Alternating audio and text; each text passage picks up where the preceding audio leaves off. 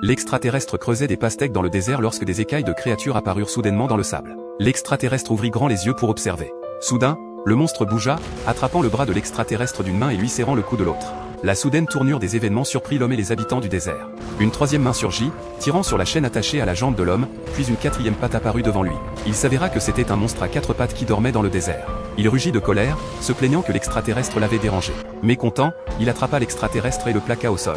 Juste au moment où il allait porter le coup fatal, un chien du désert arriva et mordit le monstre. Malheureusement, le monstre avait de nombreuses pattes. Il envoya d'abord le chien voler, puis enfonça l'extraterrestre dans le sable avec ses poings. Ensuite, il se tourna vers Boba pour l'attaquer.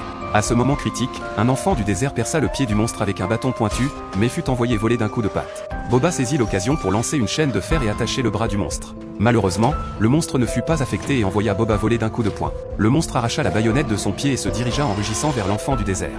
L'enfant ne pouvait que reculer sans cesse. Le monstre le rattrapa rapidement et attrapa une jambe de l'enfant, prêt à le dévorer. Boba saisit l'occasion pour grimper sur le dos du monstre, utilisant la chaîne de fer pour étrangler son cou, tirant de toutes ses forces vers l'arrière.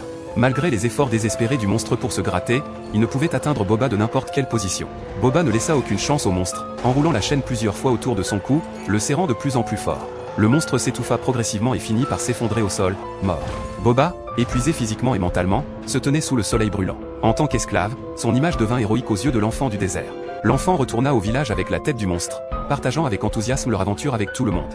Il raconta aux villageois que c'était Boba qui avait tué le monstre. Aux yeux des habitants du désert, tuer un monstre était un exploit rare et courageux. Le chef du village s'approcha de Boba et lui offrit personnellement une délicieuse pastèque du désert. À partir de ce moment, Boba sentit l'acceptation des habitants du désert.